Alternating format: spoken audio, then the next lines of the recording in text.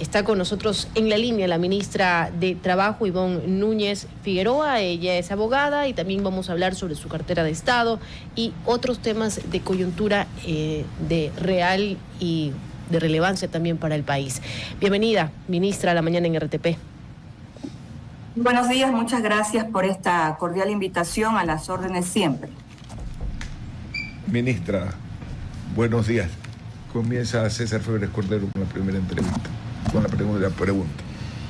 Ministra, buenos días, bienvenida a la mañana en RTP.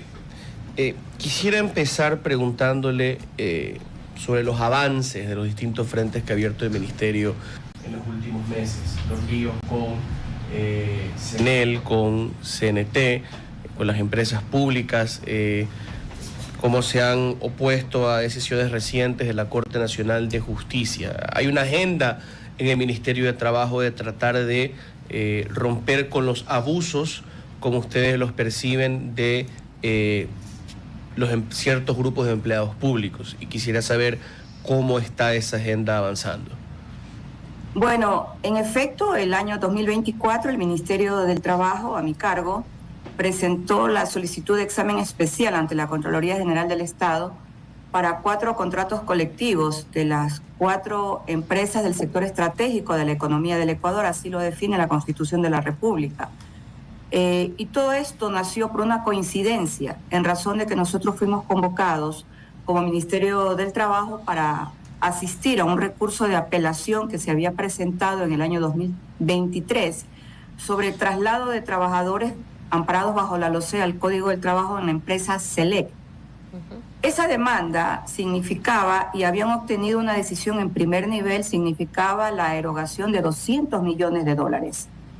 Cuando nosotros asistimos al recurso de apelación ante el Tribunal Superior, nosotros obtuvimos una decisión favorable y logramos revertir esa decisión. Entiendo que indudablemente no cayó en lo absoluto nada bien que el Ministerio de Trabajo haya entrado a litigar de la mano con el Ministerio de Obras Públicas y también con el Ministerio de Economía y Finanzas.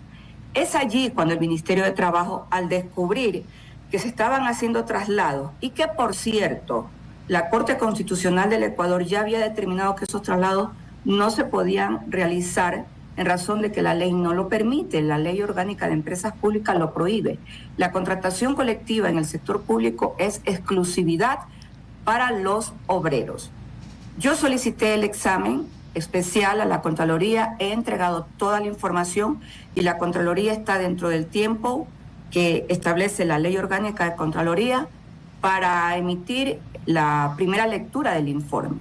En el caso específico al que usted hace mención en su primera pregunta, que es el caso de CNEL, el Ministerio del Trabajo no ha intervenido en la acción extraordinaria de protección, pero sí yo observé lo siguiente, que cuando obtuvieron también en el caso de CNEL una decisión favorable en el Cantón Pueblo Viejo de la provincia de Los Ríos, en el recurso de apelación, que es ratificada la sentencia, quien en ese momento era el representante legal de CNEL, el señor Icaza, desistió de la acción extraordinaria de protección. A mí me llamó muchísimo la atención porque no se puede desistir cuando uno impulsa un proceso en el sector público como representante de la institución, salvo el caso que tenga una decisión favorable de llegar a un acuerdo y la emita la Procuraduría General del Estado. Esto a mí me llamó la atención. Sin embargo, es la Corte Constitucional la que selecciona el caso, al igual que en el caso de CNT, donde obtuvieron traslados en el Cantón Rocafuerte, en la provincia de Manabí, sentencia que por control concentrado la Corte Constitucional también la escogió.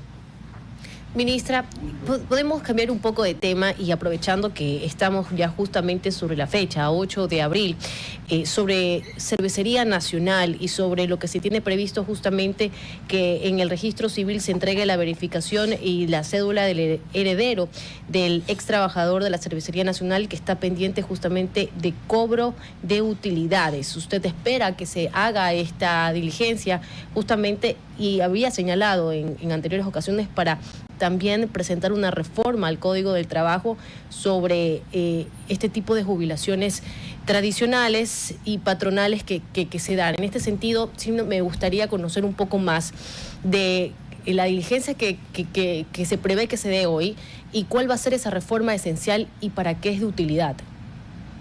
Bien, en el caso de cervecería, nosotros como Ministerio del Trabajo hemos cumplido con la sentencia de la Corte Constitucional, que en primera instancia determinó efectuar la liquidación de cobros directos a cada uno de los beneficiarios. Nosotros hasta el año pasado, a finalizar el año 2024, presentamos en el seguimiento de sentencia y cumplimiento de la misma a la Corte Constitucional toda la documentación verificando las acreditaciones que se hicieron a todas las personas. Nos encontramos allí con un problema que era justamente el tema de los herederos. 52. ¿Qué hacer con los herederos? Sí, 52, pero en el trayecto de cobro, es decir, en el año 2024, se sumaron 2 herederos más. La Corte Constitucional, en diciembre del año 2024, ante la pregunta del Ministerio del Trabajo, dio un plazo más de varios meses, dependiendo de la publicación que el Ministerio de Trabajo debía obligatoriamente efectuar, y nosotros la cumplimos en los principales diarios del país. Se publicaron los nombres de los herederos y de aquellos que todavía no habían entregado la documentación. Pues solo nos falta la verificación de una cédula, porque toda la documentación es verificable, no solo porque la envía la notaría donde realizan la respectiva documentación que la Corte Constitucional ha exigido en la sentencia, sino que como ministerio nosotros también verificamos ante el registro civil, porque así nos determina la ley para pago de herederos. Entonces nos falta la verificación de la cédula de una de las personas herederas. Ese valor a pagar, en el caso específico de un heredero, es de $22.938.76. Se ha pagado hasta la presente fecha, hasta el día de hoy, en el caso de cervecería, $49.109.025 con $25.51. Una vez que nosotros concluyamos con el pago del heredero que nos falta, inmediatamente el Ministerio del Trabajo entregará la documentación a la Corte Constitucional y nosotros procederemos a entregar también la documentación a todos los medios de comunicación del país, porque este es un caso muy emblemático para la justicia constitucional, que en algún momento se vio incluso manchada en el ejercicio pleno de la justicia constitucional para llegar a una decisión final, porque la pretensión fue la inadmisión de la acción extraordinaria de protección sobre la sentencia de la Sala Penal de la Corte Provincial de Justicia del Guayas, quien determinó que tenían derecho a percibir este pago de utilidades, porque el trámite administrativo en el Ministerio del Trabajo en su momento les fue adverso. Así que dentro de pocos días, yo como ministra de Trabajo acudiré personalmente a la Corte Constitucional para entregar la documentación final. Y el país cerrará una de las historias más difíciles en el campo laboral, como ha sido durante 16 años, muy largos, el trajinar de la exigencia del pago de utilidades en el caso de cervecería. Estamos hablando de periodos de ex trabajadores entre 1990 al 2006, ¿verdad? Algunos ya fallecidos. Sí, en total, hasta este momento, la Corte determinó que eran 52 personas las que tenían derecho a percibir, porque sus familiares directos, en este caso papá o mamá, habían fallecido. Por eso la Corte determinó los 52 herederos. Sin embargo, nosotros siempre verificamos hasta el último momento si otra persona falleció y si entregaron la documentación. Pero el país conocerá al detalle toda la documentación que el Ministerio de Trabajo obligatoriamente va a entregar a la Corte Constitucional. Ministra, buenos días.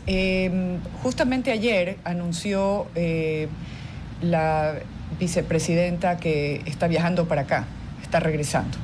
¿Qué connotación va a llegar a tener si ella regresa? O sea, si llega acá, ¿qué es lo que se espera y qué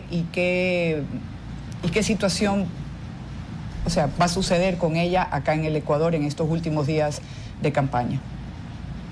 Permítame, antes de contestar su pregunta, responder a una pregunta que me formuló la señorita periodista y que es de muchísima importancia, que hace relación a la reforma que el Ministerio de Trabajo ya tiene y va a ser presentada ante la Asamblea Nacional relacionada a la jubilación patronal. El tema de la jubilación patronal es un tema de larga data en el Ecuador y amerita una reforma en razón de que la principal causa, incluso para incumplir con la jubilación patronal de aquellas personas que en el sector privado cumplen más de 25 años y tienen derecho a la jubilación, y en razón de que el Código de Trabajo no determina el tiempo en que se tenga que seguir cancelando esta jubilación patronal, sino que la ha determinado la jurisprudencia de la ex Corte Suprema, que señala que es hasta los 83 años de edad. Y considerando además que cuando yo asumí el Ministerio del Trabajo me encontré con una sentencia de la Corte Constitucional que tramitó, sustanció y resolvió la inconstitucionalidad de la ley de jubilación patronal específica para los trabajadores de la cementera, que fue aprobada en 1989 y que durante más de 30 años nunca se la cumplió. El Instituto Ecuatoriano de Seguridad Social le dijo a la Corte Constitucional que no había el dinero para poder solventar el pago de esta jubilación patronal exclusivamente para los trabajadores de la cementera. No se declaró la inconstitucionalidad de un artículo, sino de todo el cuerpo jurídico normativo. Siendo así, y porque la Corte le pidió que en 6 meses, tanto la Presidencia de la República, el Ministerio del Trabajo y el Instituto Ecuatoriano de Seguridad Social presentáramos una nueva ley para el caso de los cementeros, ley que ya fue presentada y que ya ha sido discutida en la Comisión de lo Laboral y Social de la Asamblea. Soy yo, como ministra de Trabajo, que le propone al Consejo Nacional de Empleo y Salarios, integrada por empleadores y trabajadores, que esto no podía seguir sucediendo, porque los trabajadores cuando llegan a los 19 años son despedidos. Ajá, para que no logren cumplir el tramo de los 20 años. Claro, porque evidentemente quien tiene toda la carga económica de pago es el empleador, donde se incluyen los pagos de los 13º y 14º, que esa normativa había nacido para tenerla vigente por un tiempo, pero que eso no había sucedido.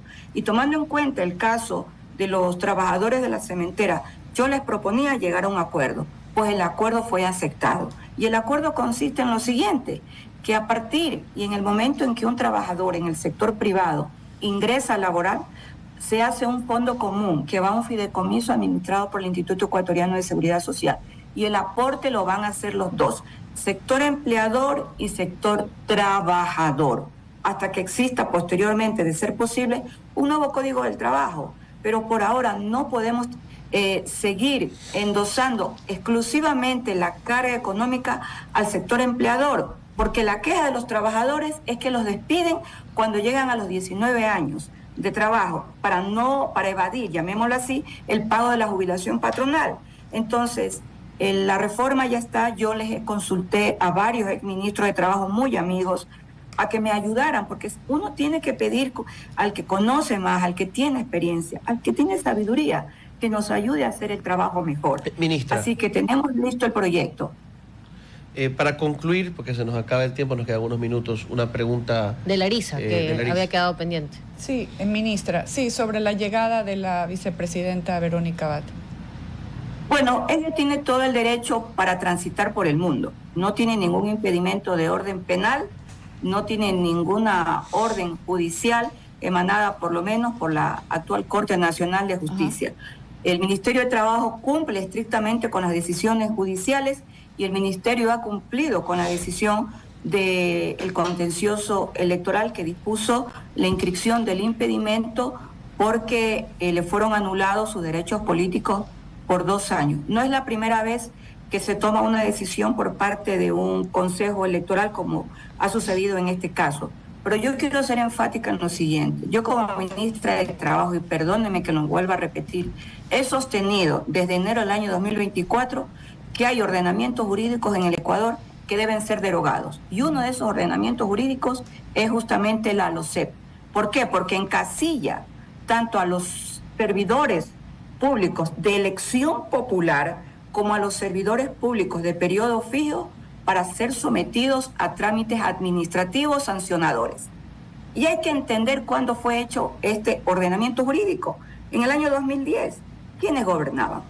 Yo soy del criterio que debe ser derogada la LOCEP, así como deben ser derogadas otras normativas jurídicas que fueron creadas para tener un control absoluto de la ciudadanía. Y ahí está el ejemplo de lo que ha pasado, que no es la primera vez que alguien de elección popular tiene un sometimiento a sanciones administrativas, y en este caso a sanción administrativa electoral. Lo mismo ha sucedido y todavía está vigente con el caso del alcalde de la ciudad de Puerto Viejo, capital de la provincia de Manabí. Pero hay que preguntarnos, ministra, si es que ese precedente iría por encima de las decisiones de la Corte Interamericana, ¿no? Que se entiende que sus decisiones se enmarcan en el bloque de constitucionalidad en la que rige nuestra Constitución, ¿verdad? Y que hablan de que uno no puede sacar por vía administrativa a quien ha sido elegido por el voto popular. Entonces, ¿en qué se inspira o en qué se basa la decisión del Ministerio de Trabajo para rápidamente aplicar la inhabilitación? Bueno, mire, el Ministerio del Trabajo va a presentar la página de trámites administrativos. Nosotros nos demoramos hasta máximo 48 horas en trámites administrativos. Y en época electoral, tal como sucede ahora, se cuentan los sábados y domingos para trámites administrativos, y yo como ministra de Trabajo tengo que cumplirlo. Yo entiendo que usted se refiere a al famoso caso del actual presidente de Colombia, el caso Petro. En efecto, él fue inhabilitado por más de 5 años, y lo que estableció la Corte Interamericana es que la inhabilitación no se la cuestionaba per se. Lo que cuestiona la Corte Interamericana de Derechos Humanos es la inhabilitación para ejercicio de cargo público, es decir, el ejercicio a ser elegido. Ese es el cuestionamiento que le hace en el caso Petro, que además no fue el primer caso que sustanció la Corte Interamericana de Derechos Humanos. Antes del caso Petro existe otro caso. Yo como ministra de Trabajo tengo que cumplir y me someto. Yo siempre he dicho, y me someto a cualquier decisión que asuma otro organismo superior. Pero mientras esa ley esté vigente, yo como ministra de Trabajo tengo que respetarla. Cuando tuvo el sumario administrativo, aquí la señora Abad, el Ministerio de Trabajo no la inhabilitó. Sin embargo, la Corte Constitucional, cuando hizo el control normativo a la decisión administrativa de acuerdo ministerial número 175, detalló específicamente que el acuerdo ministerial no era inconstitucional. Lo que hizo la Corte Constitucional, y valga la oportunidad de señalar, porque usted es un periodista que conoce de derecho constitucional, yo he leído sus artículos, al igual que me gustan sus críticas. Yo leo más las críticas que las buenas cosas que me puedan decir. Gracias, ministra. He leído sus críticas y déjeme decirle algo. Lo que dijo la Corte Constitucional fue muy importante. Le hizo un alcance al artículo 2 del Acuerdo Ministerial 175 y determinó una excepcionalidad justamente para las personas de elección popular. Lo traigo a esta colación porque dijeron que el acuerdo ministerial fue declarado inconstitucional, y es mejor a veces reírse y no decir nada cuando dicen barbaridades. Muchas gracias, ministra Ivonne. Una gran mañana por usted y un fuerte abrazo a la distancia. Muchas gracias. Espero pronto que me tengan de manera personal para poderles estrechar la mano, tanto la derecha como la izquierda. Siempre es bienvenida. Un abrazo inmenso, Ivonne. Le tengo aprecio y mucho cariño, además. De igual forma. Vamos al corte comercial y enseguida volvemos.